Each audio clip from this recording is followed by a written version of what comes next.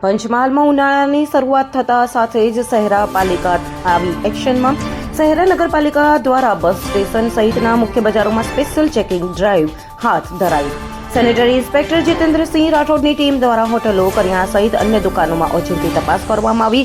તપાસ દરમિયાન 10 કિલો પ્રતિબંધિત પ્લાસ્ટિકનો જથ્થો ઝડપાયો. નિયમ ભંગ કરનારા વેપારીઓ પાસેથી ₹3050નો દંડ વસૂલવામાં આવ્યો. વેપારીઓ વાસી ખોરાક કે ગંદકી જણાશે તો ફૂડ એન્ડ ડ્રગ્સ વિભાગ દ્વારા થશે સીધી કાર્યવાહી.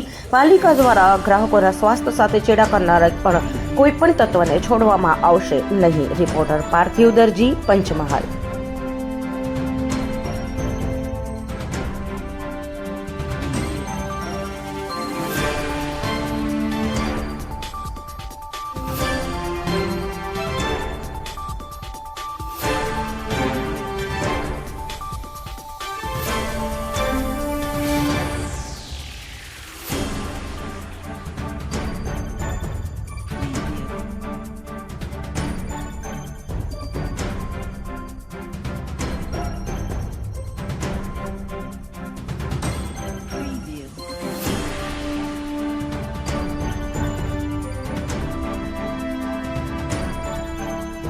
हम दिखाएंगे सच्चाई की खबर चैनल को लाइक कीजिए, सब्सक्राइब कीजिए और हमारे साथ जुड़े रहिए.